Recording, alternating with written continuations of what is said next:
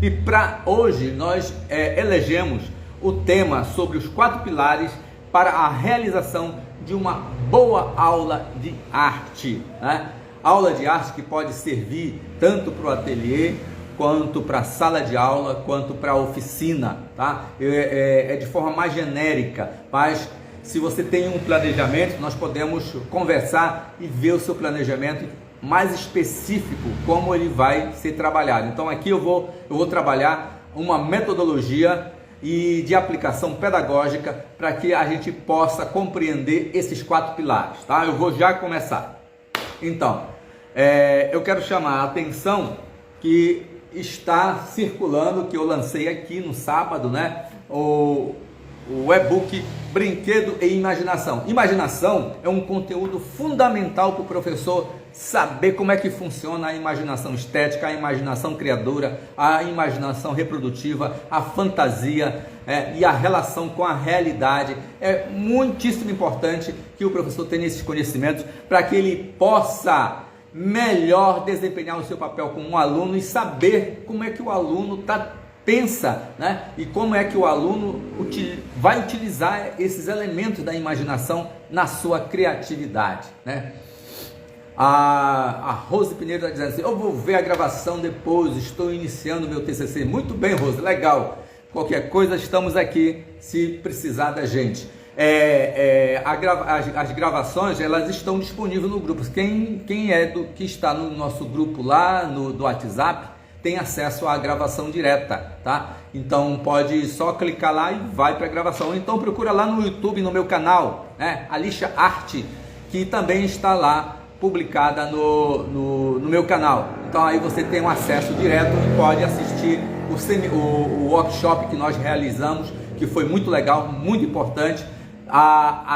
Os assuntos, os tópicos que nós falamos e que serve assim para um amadurecimento muito forte e que dá um encaminhamento, tenho certeza, das direções do que você está pretendendo trabalhar na sua aula de aula na escola, no ateliê, numa oficina, no centro comunitário ou num centro social, no seu ateliê de artesanato, né? Como tem muitos artesãos e artesãs que precisam desses conhecimentos também para melhorar a sua prática, porque acaba descobrindo também que não é só o fazer. Fazer é uma parte de todo o conhecimento que um arte educador ele tem que ter, né? Então um arte educador ele tem que ter 4 coisas fundamentais. Ele tem que ter conhecimento sobre estética, conhecimento sobre história da arte ou contexto cultural, conhecimento sobre a filosofia da arte, né? Filosofia estética e a crítica de arte, e conhecimento sobre a produção artística, né? Ou a história da arte, né? Ligada à produção artística. Então, são conhecimentos fundamentais e que são disciplinas genéricas, básicas, da formação do arte educador, e que esses conhecimentos eles pertencem a todo e qualquer currículo. Por isso que o currículo ele é só simplesmente um menu, né? Um menu de eleger o que nós vamos trabalhar com nossos alunos. E é claro, quem vai comandar isso tudo é a nossa relação com os alunos na sala de aula, tá? Então vamos lá.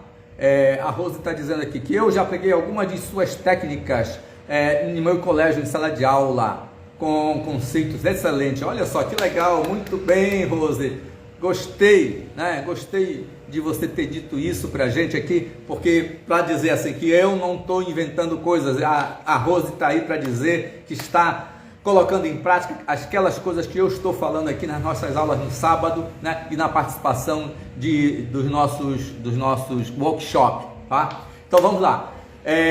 O primeiro pilar é a identificação com a aula de arte, né? Então acontece assim: o professor se identifica com o aluno, tem que acontecer isso, né? E o aluno tem que se identificar com o professor.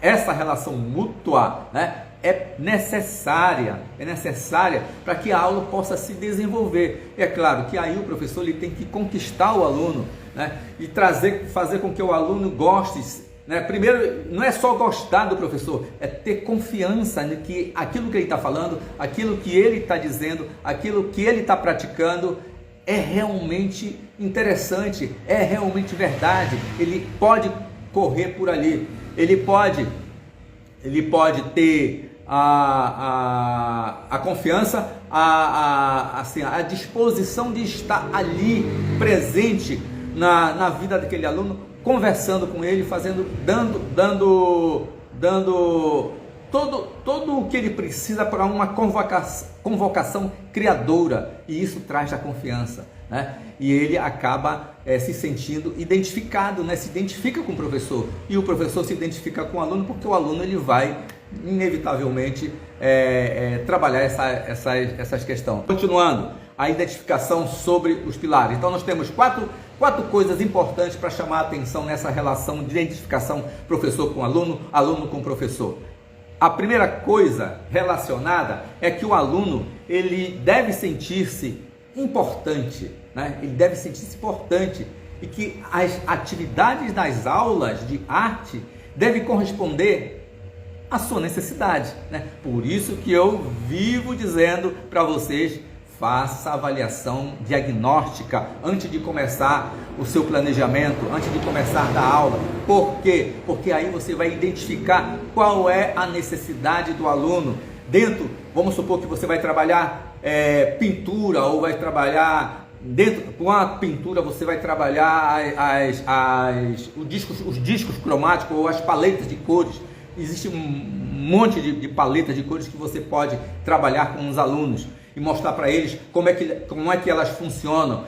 Mas isso tem que nascer da necessidade. Se o tópico é pintura, né, vamos trabalhar, vamos fazer uma avaliação diagnóstica para saber da necessidade do aluno mediante a pintura, e a partir dali a gente revê o nosso planejamento para colocar de acordo com a necessidade do aluno. Se nós estamos no ateliê, né, e o aluno já vem com a ideia de que ele vai pintar, né? Ele vai pintar. Então nós precisamos saber assim, ele vai pintar, mas vai pintar o quê? Ele quer pintar paisagem, ele quer pintar natureza morta, ele quer pintar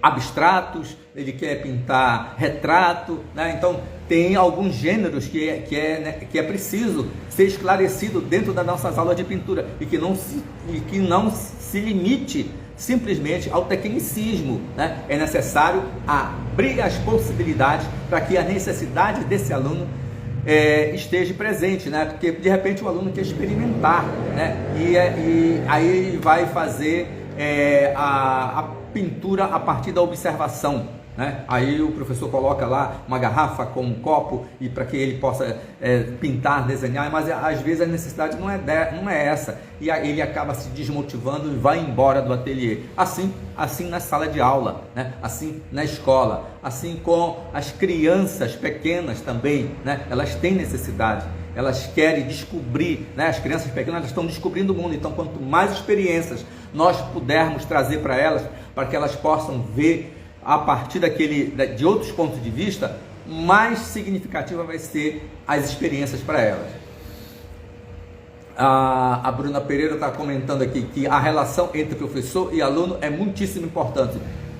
De certeza, né? Essa relação é indispensável haver, porque senão não há a relação pedagógica para acontecer, né? Pode ser que simplesmente aconteça uma relação tecnicista, ou então uma relação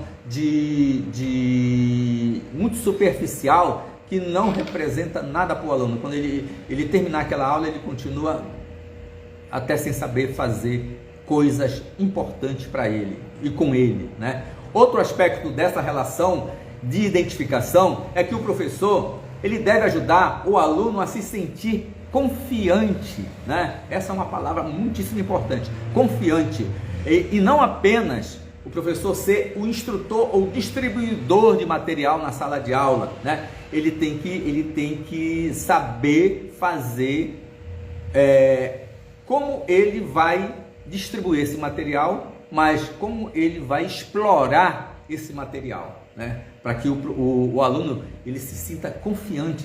Eu tenho confiança nesse professor. Ele se sinta confiante de que ele é capaz de fazer aquela atividade que o professor está propondo em sala de aula. Ou então estão construindo, né, os dois. O terceiro aspecto dessa identificação aluno-professor é que o professor, né, e eu vou falar isso porque eu já vi muitas e muitas vezes, tanto no ensino fundamental, no ensino médio e no ensino superior, eu já vi isso, né? O professor nunca falar mal da produção artística do aluno, mas promover a confiança e segurança, né? O aluno ele tem que ter confiança, ele tem que se sentir seguro, né? De que ele está ali com uma pessoa que compreende ele, que dialoga com ele, né? Então, não é dizer assim, o aluno traz a produção já pronta, né? E às vezes o aluno ele quer que o professor diga que está bonito, né? E nunca vai esperar que o professor diga que está feio, mas o professor nunca vai dizer que está bonito ou que está feio. O professor vai ter que ter uma estratégia, né, de trabalhar e dizer que aquela produção ela é interessante. Isso ficaria mais interessante se fizesse isso. Aí começa a dialogar, então você escapa dessa relação de dizer que está bonito, que está feio, que eu gosto, eu não gosto. Eu gostaria, eu vou gostar desse seu trabalho se for mais assim, né? Só de você falar isso já criou uma barreira, e aí o aluno já não tem mais confiança, né? Ele já não se sente mais seguro. Então é necessário que você passe essa segurança, né? E a gente tirar essas questões do estereótipo, né? Por mais quem assistiu o nosso seminário, eu falei sobre as questões da mimesis, né? Então, em geral, em ateliê, a gente trabalha muito com mimesis, mas é necessário que a gente tenha um modo particular de trabalhar com a mimesis sem cair no tecnicismo tradicional ou rançoso da escola tradicionalista, né, que exige uma reprodução igual àquilo que está ali, né, e aquilo faz com que o aluno se sinta ruim, né? E evidentemente que à medida que ele vai desenvolvendo cada vez mais as suas habilidades, ele vai melhorando. E se ele quiser ser realista, ele vai procurar ser realista. Se ele quiser ser moderno, ele vai ser moderno. Se ele quiser ser contemporâneo, ele vai ser contemporâneo, né? O que vai estar em questão são os processos da imaginação, né? Como nós vamos fazer com que a mimesis se transforme em imaginação, né? É só adquirir o meu e-book que você vai saber como esse processo da imaginação, né? Que aí nós temos a imaginação combinatória e a imaginação criadora, né? Nós temos duas imaginações e nós podemos utilizar muito bem a nosso favor sobre isso, tá? O segundo pilar é a promoção sociocultural, né? A promoção sociocultural ela está ligada com o aluno sendo levado ao meio, né? Ao meio cultural, ao meio social, ao meio ambiental, ao meio urbano, ao meio rural e tanto outros meios, né? Que daquele espaço ele vai para outros, né? Por exemplo, se você trabalha com ateliê e está trabalhando desenho, vamos fazer desenho de observação na praça, na rua. É muito legal, eu faço tanto isso e os alunos ficam maravilhados porque nós vamos apresentar outras técnicas de observações, outras técnicas de olhar a rua, de olhar o ambiente, de olhar a luz, de olhar os objetos, de resolver problemas como texturas de árvore, perspectiva e muitas outras coisas que começam a aparecer no momento que nós estamos na rua. Aula ao ar livre. Quem nos ensinou isso? Os impressionistas, né? Já final do realismo e início do impressionismo, Manet já mandava o Monet para a rua, né? Queria que o Monet fosse para a rua. E com Van Gogh, o negócio ficou sistematizado, né? Então o Van Gogh, ele dava um passo para a direita, mais um passo para a direita, outro passo para a direita. Cada vez que ele dava um passo, o olhar dele modificava, a luz modificava e ele tinha uma paisagem nova. Olha só, rodar 360 graus e conseguir desenhar, sabe lá quantas paisagens é possível fazer desse jeito, né? Assim como fazer um retrato, né? Um retrato não é só um retrato frontal, é um retrato de lado, é um retrato de 3/4, é um retrato de costa, é um retrato coletivo, é um retrato de dupla, é um retrato, né, de tantas outras formas e com o contexto das luzes que iluminam, né, o corpo, né? Então nós temos aí uma diversidade de identificação sociocultural, né, desses espaços. Então nós podemos levar os alunos para pintar na rua ou desenhar na rua, é uma boa, né? Outro aspecto interessante é visitar o ateliê de artista, né? Quando você pode marcar, vamos visitar o ateliê do artista da minha cidade, ele mora aqui pertinho da escola, então aqui pertinho do ateliê, e vou visitar, e lá o artista vai receber, e evidentemente quando ele recebe, ele não vai estar pintando, né? Mas a gente pode assim, combinar com o artista que quando os alunos chegarem, né, dependendo do tamanho do ateliê, né, se for do tamanho do meu, dá mais ou menos uns 10, 15 alunos aqui dentro, e o artista pintando ali e os alunos vendo aquele momento de execução do aluno, e depois vai para uma entrevista, vai para um bate-papo com o artista. Fica um negócio riquíssimo. E outra coisa riquíssima é que o aluno, ele não está acostumado com os ateliês, né? Então quando ele vai para um ateliê, ele se encanta, onde tem um negócio ali, porque às vezes o artista, ele faz muitas experiências, às vezes ele abandona, às vezes tem coisa que ele começou e está ali, né? Tem, como eu tenho umas montagens aqui, tem outras ali, tem uns desenhos espalhados aqui, tem outros desenhos ali, tem uma pintura que eu estou fazendo aqui atrás, né? Tenho um caderno, ó, o caderno do artista que eu estou elaborando uma produção artística aqui, e outras, né, que eu faço o rascunho aqui nesse caderno, e tenho outras coisas assim. Então essas curiosidades do aluno faz com que amplie a percepção dele de que, puxa, como é interessante o ambiente de criação de um artista, né? E isso é importante, e nós devemos levar o artista para fazer essa promoção sociocultural do aluno, né? Com as nossas aulas. Outro aspecto importante é a visita em museus, né? Se não tem museu na sua cidade, tem os museus digitais, os museus 3D, que dá para fazer tour virtuais, né? No nosso workshop teve professores que narraram, que fizeram tour virtuais com a turma e estavam felizes da vida, que os alunos se encantaram demais. E é muito legal fazer o tour virtual. Procure no seu computador, no seu celular, os tours virtuais, através de museus, às vezes tem até de galerias e de ateliês, que é possível você fazer essas visitas, né, sem sair do espaço, sem sair do ateliê, sem sair da sala de aula, e dá para fazer essas apresentações, né? Outro aspecto importante nessa promoção sociocultural é introduzir um tema, né, um tema ligado ao meio ambiente, a mostra de arte dos artistas, né, que retrata uma poética temática, né, tipo assim, tem artista que trabalha o retrato, mas ele faz um retrato modernista. Então vamos trabalhar o retrato, tema retrato, mas vamos trazer o contexto histórico, cultural desse retrato. Quando foi que começou o retrato? Eu posso contar uma história, né? Eu tenho, acho que uns 3 livros sobre a história do retrato, muito legal, da editora Parramon. A editora Parramon tem a história do retrato, que é muito legal e muito importante, que você pode adquirir, e no Google também tem a história do retrato, você pode ir colecionando a história do retrato. Então são temáticas muitíssimo importantes que dá para a gente vir trazendo, né? E eu fiz uma oficina com professores de arte, eram professores que não eram só de arte, tinha professor de arte, tinha professor de letras, tinha professor de pedagogia, né, da educação.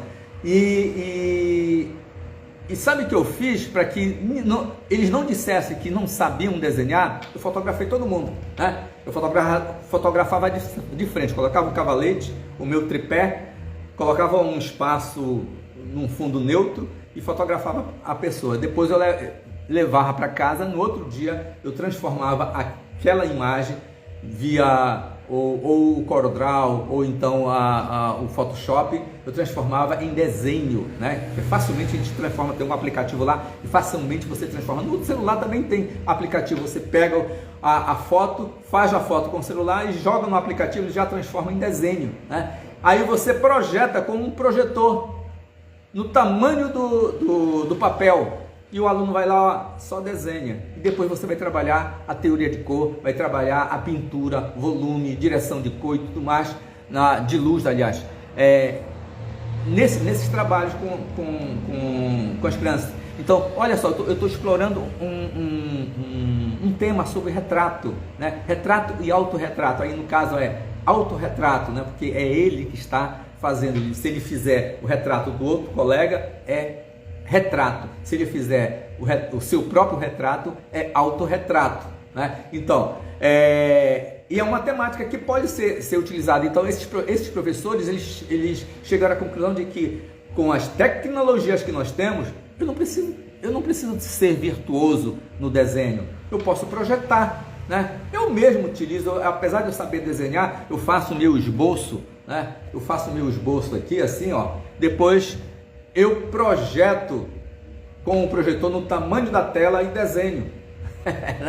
É uma dica muito legal. Se Michelangelo tivesse um projetor desse, ele só fazia ali o desenho e projetava no teto da Capela Sistina e só os auxiliares dele saíam só com um carvãozinho, ó, riscando o teto da Capela Sistina. Era muito fácil, né? E tinha feito aquilo não em 5 anos, mas tinha feito aquilo em muito pouco tempo, a pintura lá do teto da Capela Sistina, né?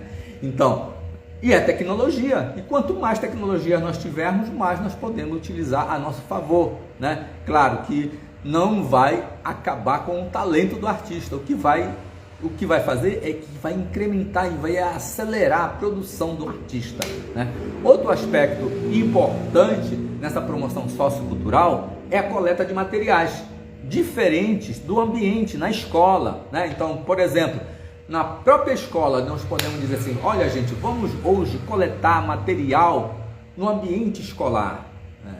Que material são esses? Copinho que jogaram no lixo, palito de picolé, e assim por diante. Então vários outros colocam a luva, claro, evidente, né? Colocar a luva, coletar esses materiais, depois levar para uma lavagem, para higienização e depois classificar esses materiais. Posteriormente utilizar para trabalhar composição artística. Nós estamos fazendo o quê? Trabalhando o ambiental, né? Aí eles vão falar um monte de coisa. E esse ambiental ele pode se estender não só para materiais encontrados, descartados por outras pessoas na escola, mas se tem um espaço natural ali na escola que tem árvores, que tem um jardim e tudo mais, pode ser coletado folhas, pode ser coletados gravetos, pode ser coletados outros materiais que estão assim livre, que iriam numa limpeza virar e tudo para o lixo, e agora não, agora vai para o ateliê para ser classificado e ser utilizado como um material expressivo, né? Eu chamo esses materiais de materiais expressivos, porque nós podemos utilizar com muita qualidade e com muita vontade e trabalhar essa questão do ambiental, né? Nós podemos até trazer uma pessoa para falar sobre o ambiental nessas aulas, que é muito importante, né? Porque é um tema contemporâneo, é um tema da nossa contemporaneidade o ambiental, porque hoje nós temos queimadas, nós temos depredação, degradação de solo e um monte de outras coisas que acontecem com o nosso cotidiano ambiental, e que seja urbano, seja rural, seja no campo, né, ele está fadado a uma interferência humana, e essas interferências nem sempre são boas, né? Eu tenho uma amiga aqui que ela mora num local assim que é alto e ficou lá em cima mesmo. Ela fez em cimento, né, em alvenaria, a palavra fé, e fica lá em cima, branquinho, todo muito escuro ali, lá de cima onde a gente está aqui embaixo na praia, a gente vê a palavra fé lá em cima, né? Ambiental, né? A interferência no ambiente, né? A interferência nesses espaços que podem ser trabalhados com muita propriedade, né? Fazendo coisas gigantescas ou fazendo coisas minúsculas ou fazendo simplesmente coisas do tamanho normal, natural que dei no espaço dentro do ateliê ou do ateliê da escola, né? Quando eu falar em ateliê, pode ser o ateliê do artista ou o ateliê da escola. O terceiro pilar é a motivação artística, né? Eu falei da confiança e da segurança no primeiro pilar, né? Que seria a identificação mútua entre o professor e o aluno. E agora a motivação artística. Considerar primeiramente duas coisas para essa motivação artística. A criança possui um impulso natural, olha só, a criança ela possui um impulso natural para a expressão artística, né? E isso leva o entusiasmo por um tema ou por um tópico.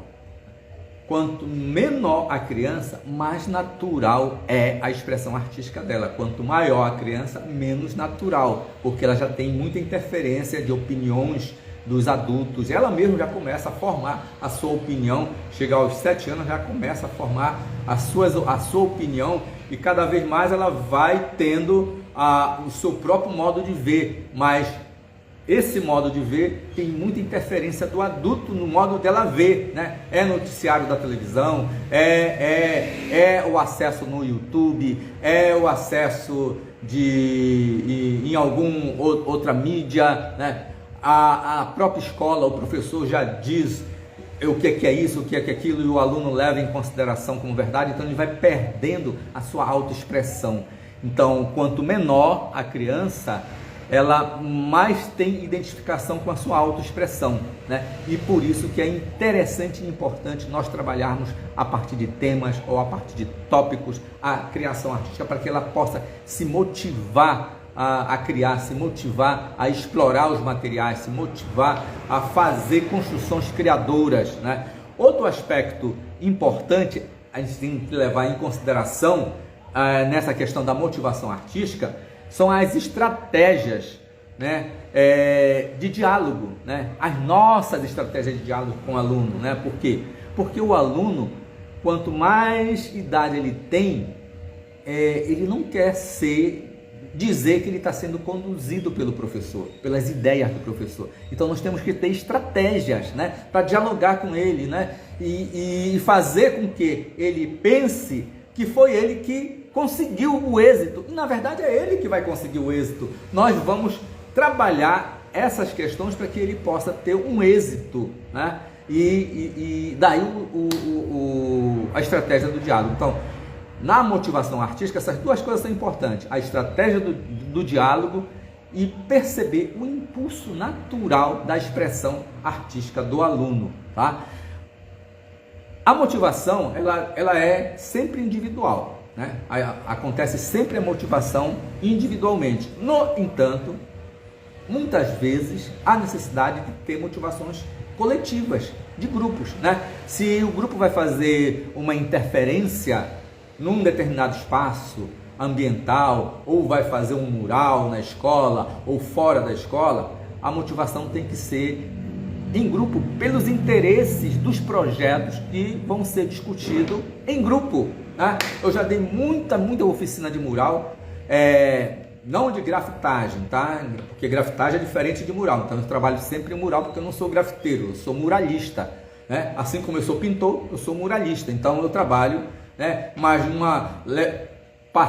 usar um spray e outro, uma hora e outra, a gente utiliza, mas eu não tenho habilidade para essas coisas, eu não sei construir somente com spray. Eu utilizo pincel, trincha, rolinho, né? E sei trabalhar o mural. Fiz muito mural. Aqui na minha região eu já fiz em torno de 23 murais, né?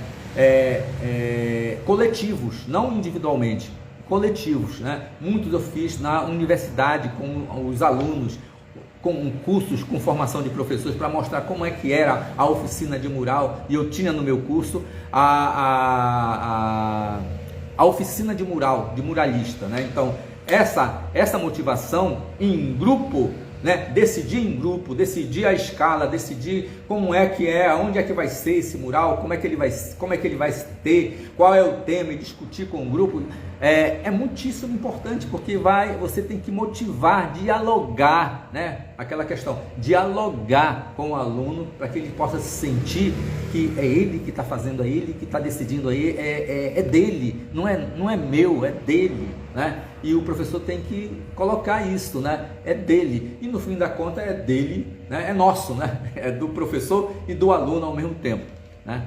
A propriedade intelectual quando se está trabalhando em grupo, né?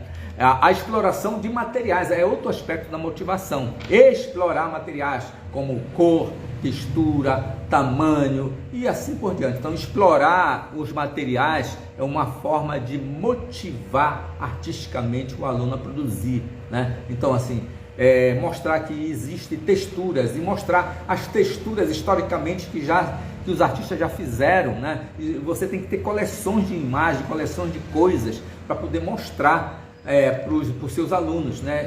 Essas explorações, para que eles possam ficar motivados de que agora eu vou explorar assim, eu vou explorar desse outro jeito e tal, e começar a fazer essas explorações artísticas que são fundamentais na motivação, né?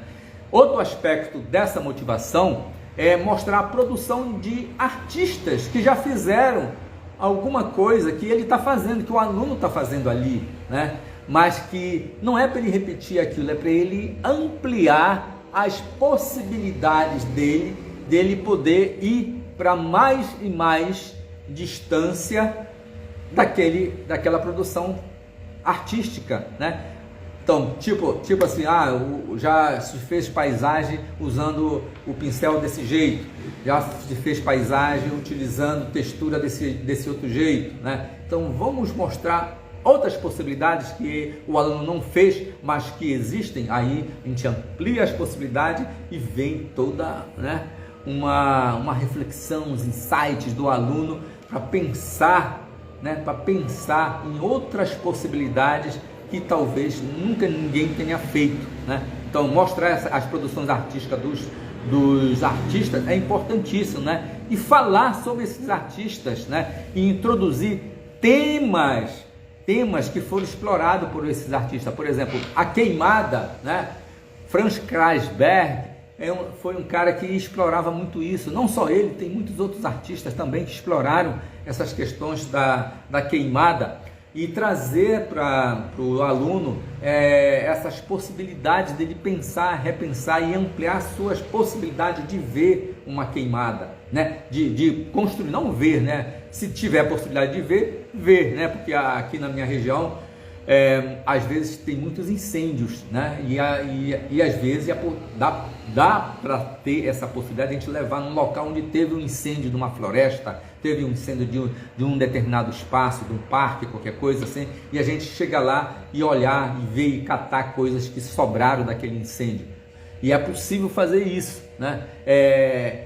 E manter essa motivação, né, constante dos alunos, querendo produzir, querendo criar, querendo desenvolver alguma atividade. Outro aspecto que se volta tal como a promoção da identificação sociocultural, que eu falei no item 2, né, no segundo pilar, a visita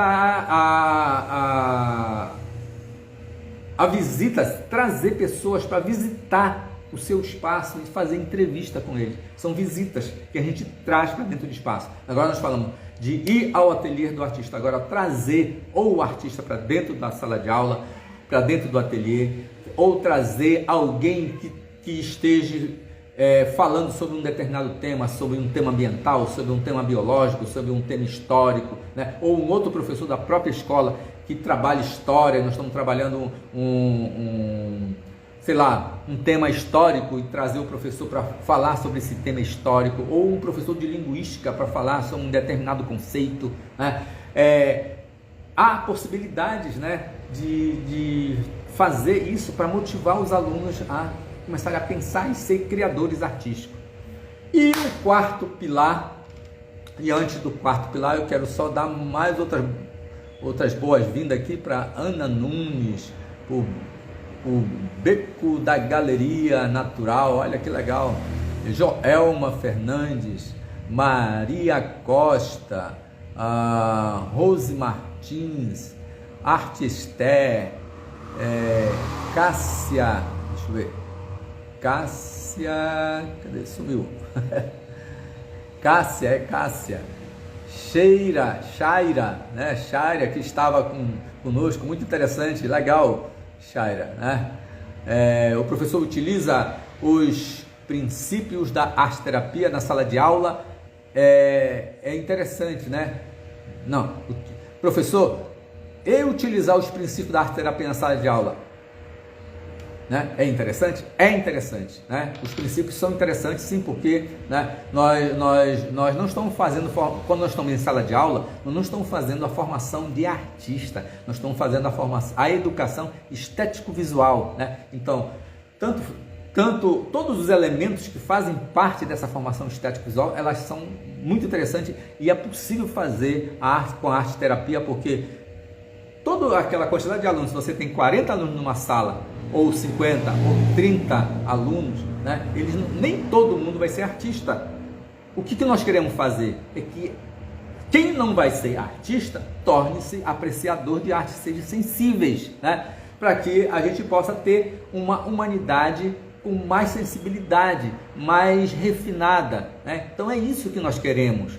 Nós não vamos ter todo mundo virando artista, todo mundo virando médico, todo mundo virando doutor, né? Não, mas nós vamos ter pessoas que são sensíveis à arte, né? E nós queremos, seja ele médico, seja ele doutor, seja ele sei lá, qualquer outra profissão que ele vai desenvolver no futuro, né? E que ele seja sensível, né? Seja ele um chefe de cozinha, seja ele ou ela, né?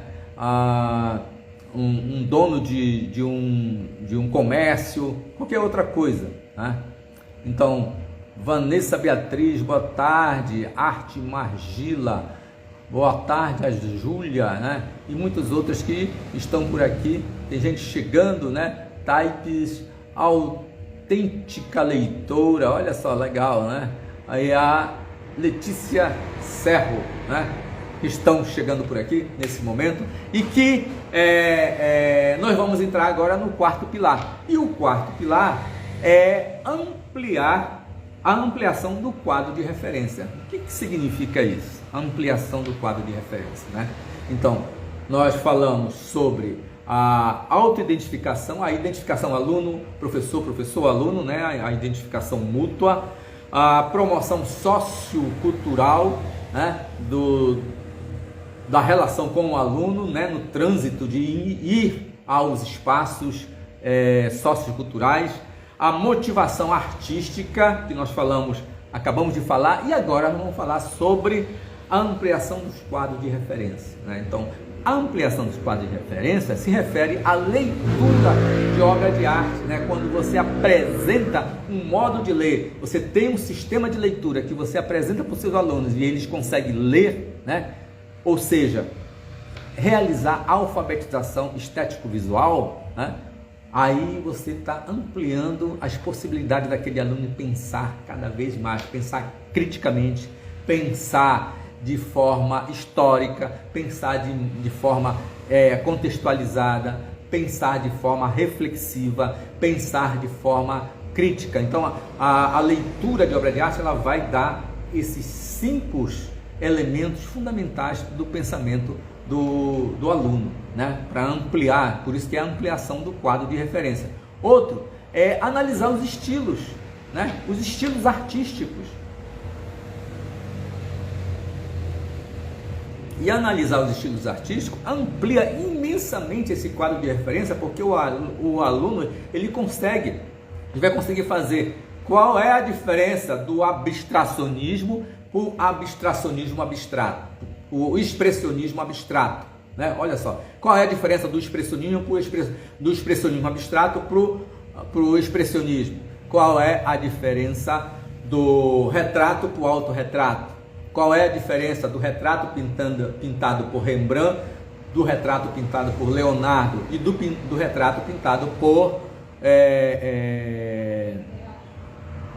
Salvador Dalí, né? Ou Picasso, né? Então, são estilos diferentes e nós podemos apresentar esses estilos, fazer análise desses estilos e o aluno vai ficar ampliado de possibilidades, né? Que ele pode até criar o seu modo de fazer retrato, né? O seu modo, o seu estilo, né? Que está aí, né? Buscar ou então se apropriar de um estilo e fazer uma citação daquele estilo no trabalho dele, né? Isso vai ser chamado de intertextualidade visual, né? O intertexto, né? Canizal, que é um professor argentino que é da Unicamp, ele tem uns livros publicados sobre essas questões, muitíssimo legal. A pesquisa dele é muito legal, eu gosto muito desse trabalho do Canizal. E é intertexto, né? Muitas vezes nós estamos fazendo intertexto, né? Eu faço muito intertexto nos meus trabalhos, porque eu acho que é importante e isso dá uma referência legal no trabalho e amplia imensamente as possibilidades das leituras que as pessoas podem fazer e se relacionar com esses intertextos visuais, né?